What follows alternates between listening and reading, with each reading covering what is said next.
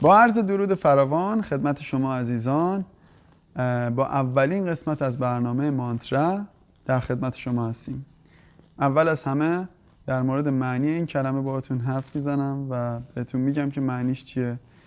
اسم این برنامه مانترا و به معنی سخنان اندیشه برانگیز هست و در حقیقت کار ما هم همینه. میخوایم در مورد چیزهایی گپ بزنیم و صحبت بکنیم که اندیشه ماها ایرانی ها رو بتونه برانگیزه و در مورد اندیشه ماها باشه و در مورد گذشته ایران و چیزهایی که ما نمیدونیم. بنده ونداد هستم، یه دانشجو خارج از ایران، و اینجا تونستم با یکی از محققان عزیز در خدمتش باشم و اینکه کسی که تحقیقات خیلی زیادی کرده در مورد گذشته ایران و اطلاعات خیلی خوبی داره در مورد گذشته ایران و یه سری از مدارکی که داره و دال بر این هست که این چیزها در گذشته اتفاق افتاده که امروز در خدمتشون هستیم. آرتای عزیز، خیلی خوشحالم که دعوت منو قبول کردی، اومدی به این برنامه و از این به بعد این برنامه رو با هم در خدمتتون بینندگان عزیز هستیم. و اینکه اول خودتون رو معرفی کنین و اینکه سوال اصلی این برنامه و این قسمت و موضوع این برنامه در مورد اینه که ایران چگونه به وجود اومده، چه قومی بودن، از کجا اومدن و گذشته ایران. به نام خداوند جان و خرد که از این برتر اندیشه بر نگذرد. درود میفرستم به شما و به بینندگان عزیز. نکته‌ای که هست در مورد سرزمین، کلاً زمانی که ما بخوایم یک سرزمین رو مشخص کنیم و در مورد اون کلاً سخن میگه، مهم اینه که ما یک منطقه جغرافیایی میاد ابتدا توی ذهنمون و نکته دوم اینه که نژاد و اون تبار مردمی که توی اون سرزمین زندگی میکنن چیه. ما الان داریم در مورد کشوری سخن میگیم به نام ایران. تمدن بسیار قدیمی هست و تاریخ بسیار قدیمی داره، اما اگه من بخوام بگم ابتداش از چیه، بهتر اینو میدونم که نام ایران رو کلا بگم، به چه معناست این سرزمین. جالب شما بدونید نام ایران کلمه ایریان و ایجا است. این واژه اصلی و کامل کلمه ایرانه. بعدها در دوران ساسانیان به کلمه ایریان تبدیل میشه و بعداً میشه ایران. معنای این کلمه سرزمین آریاییان هست و آریاییان یعنی افراد راستکردار، درستکردار و با ایمان و نجیب زاده. پس این سرزمینی که ما داریم توی زندگی میکنیم به معنای سرزمین آریاییان هست. پس من بهتر میدونم شروع کنم از مبدأ، یعنی بگم اون افراد آریایی ها از کجا کوچ کردن، چه افرادی بودن و چطور شد که به این سرزمین راه پیدا کردن و این سرزمین رو به این نامگذاری کردن. جالبه بدونید، من یه نکته هم قبلش بگم، این که تو این سرزمین یعنی منطقه جغرافیایی ایران امروزی ما اقوام مختلفی زندگی می‌کردن قبل از کوچ آریاییان که تمدن‌های بسیار قوی داشتن، تمدن قوی داشتن که امروزه مثلا ما به شهر سوخته اشاره بکنیم. تمدن جیرفت هست که پیدا شده که حتی پیدایش اون از میان رودان قدمتش بیشتره، اما اطلاعات خیلی چندانی نداریم. و من میرم سر اصل کار که آریایی ها باشن. آریایی ها اقوامی بودن که سرزمین اولیه‌شون توی منطقه بوده نزدیک جنوب سیبری امروزه.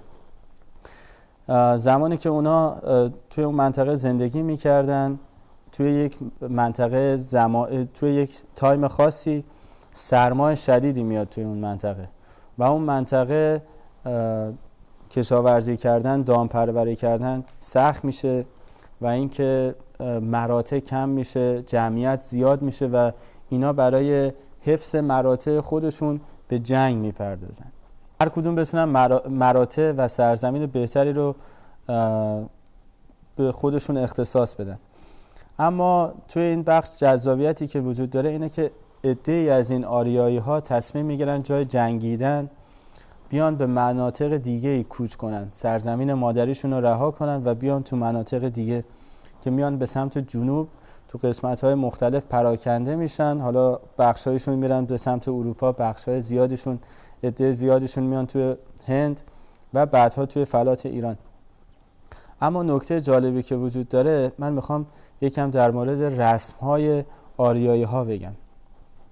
آریایی ها نسبت به تمدن‌هایی که تو زمان خودشون بوده قبل از کوچ، تمدن زیاد قوی نداشتن، یعنی بدوی‌تر بودن نسبت به کسایی که به فرض میگم توی تمدن جیروف ما داریم و افراد دیگه.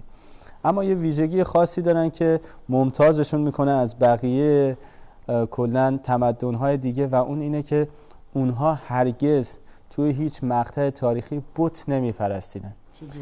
یعنی چیزی رو که خودشون درست میکردن و مورد ستایش قرار نمیدادن.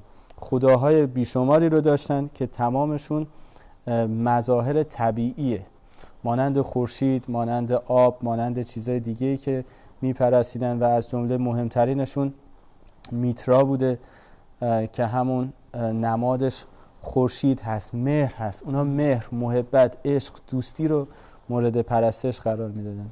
واقعا این فوق‌العاده است، این طرز تفکر توی اون دوران کهن و باستانی. حالا چیز جالب دیگه که میخوام بگم در مورد این که زمانی که اونا جنگ داخلیشون رو شروع میکنن، اونها میان بر اساس نژاد نمی جنگن، چون نژاد اونا یکی بوده، تمام آریایی بودن، برادرزاده بودن. اونها میان بر اساس خداهایی که مورد پرستش قرار میدادن جنگ میکردن و توی این جنگ ها و خداها دو تا از خداها بسیار برتری داشته، یکی دیوا بوده و دیگری اسورا بوده و کسانی که دیوا پرست بودن اسورا رو، خدای اسورا رو نفرین میکردن و اونو مظهر بدیه ها و نفرت میدونستن، جنگ و بدبختی میدونستن و بالعکس کسایی که اسورا پرست بودن دیوا رو بد میدونستن و خدای خودش. پس این فکر کنم جریان دیوان هم دقیقاً میخوام بدونم که ربطی هم داره به دقیقاً چیزی که جالبه اینه که بعدها ما تو دوران باستانیمون بارها توی اوستا اشاره شده که ما به دیوان مثلا حمله کردیم، باشون مشکل داشتیم و همینطور توی بعداً شاهنامه فردوسی که دیو داریم، ما کلمه دیو داریم. این دیو موجود غول‌پیکر و بزرگی که اون چیزی که تو ذهن ما هست نیست. دیوان کسانی بودن که پیرو آیین دیوا بودن، خدای اونها دیواست. و یه نکته دیگر هم ما از این میفهمیم، کسانی که وارد ایران میشن اسورا پرست بودن، یعنی اجداد ما خیلی قدیم قبل از زرتشت، قبل از همه اینا اسورا پرست بودن. نکته جالبی که وجود داره اینه که شما تنها کشوری، تنها قومی که الان توی تمام دنیا هست و نام آریایی ها رو حفظ کرده سرزمین ایرانه.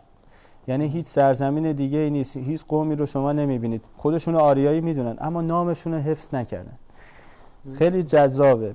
از اون قبایل آریایی که به ایران میاد آریا زنتا نام داشته که اون قبیله از آریایی ها، اون بخش از آریاها وقتی که وارد این فلات ایران میشن اونجا مستقر میشن و این نام زیبا ایران، ایریان و ایجا، سرزمین آریایی ها رو روی این سرزمین نامگذاری میکنن و این خیلی جذابه. پس ما الان فهمیدیم زمانی که ما از نژاد و تبار سخن میگیم پس ما آریایی هستیم، چون نام سرزمین ما یعنی سرزمین آریایی ها. این معنای نام سرزمین ماست.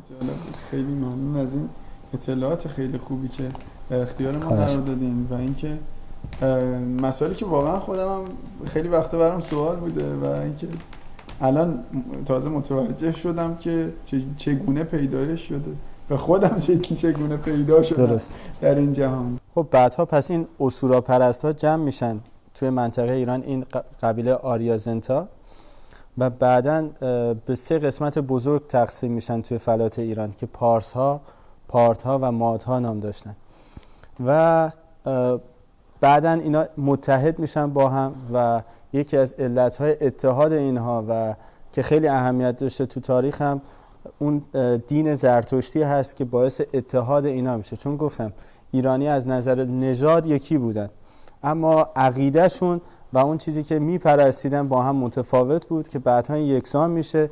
بعدها ایرانی‌ها این سه قبیله با هم متحد میشن و امپراتوری ایران و پرژیا رو تشکیل میدن که تا تقریبا میشه بگم 1100 سال اگر از ابتدای حکومت ماد در نظر بگیریم تا انتهای انقراض ساسانیان 1100 سال این حکومت پابرجا بوده و ما اون دوره رو امروزه توی ایران بهش میگیم ایران باستان.